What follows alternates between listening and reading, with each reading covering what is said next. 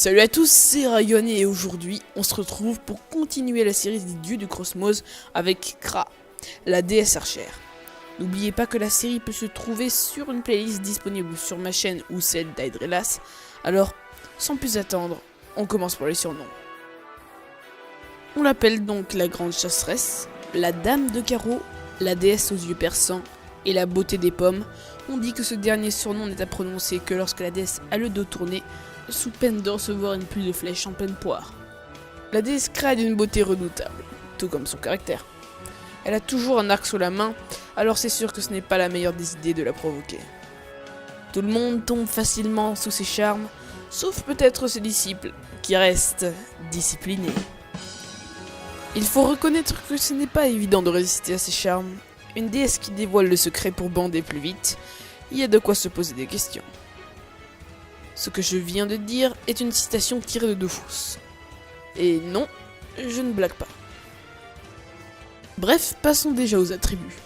Ce sont l'arc, évidemment, n'oublions pas que son nom n'est autre que le mot arc à l'envers, la flèche et la pomme rouge. C'est important qu'elle soit rouge, mais ne me demandez pas pourquoi, j'en sais rien. Les commandements maintenant. Tu ne ménageras pas ta peine si tu veux atteindre ta cible. Tu feras feu de tout bois, mais sans te brûler les doigts. Tu garderas tes distances si tu ne veux pas être acculé.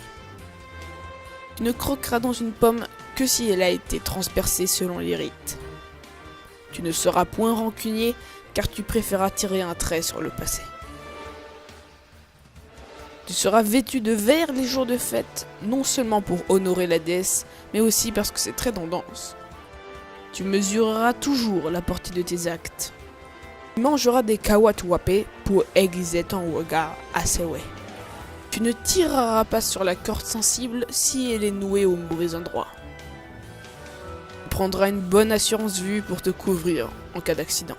Et donc, si tu ne suis pas ces commandements, tu banderas tes yeux, tes muscles et ton arc avant de mettre 1000 fois dans le 1000 en signe de pénitence. Parlons maintenant du temple Kra. Il a été édifié tout proche du temple Xelor et ressemble davantage à un terrain de tir qu'à un lieu de culte. On reconnaît dans l'architecture le style Kra et aussi une armurerie / terrain de tir. Car effectivement, aux yeux d'un Kra, il y a plus d'hommage à rendre en décochant une flèche qu'en s'agenouillant devant une statue. Pour terminer, les disciples. D'une agilité impressionnante, ils incarnent la discrétion et la précision. Semblables aux SRAM sur ce point-là, ils ne sont pourtant pas partisans de la fourberie. Généralement logiques et avec un raisonnement impeccable, contrairement aux Yop, ils en ont plus dans la tête que dans les bras. Tout le monde sait également qu'ils ont des sens affûtés et un œil perçant. Ils remarquent de petites choses facilement, voient loin et se repèrent facilement dans les endroits sombres. Ils représentent à mes yeux le calme et la classe.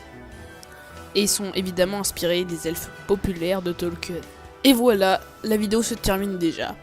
Même si elle était très courte, merci de l'avoir regardée et je vous invite à aller voir la playlist de cette série et la chaîne d'Aedrelas avec qui cette série est entièrement réalisée. Alors, à bientôt.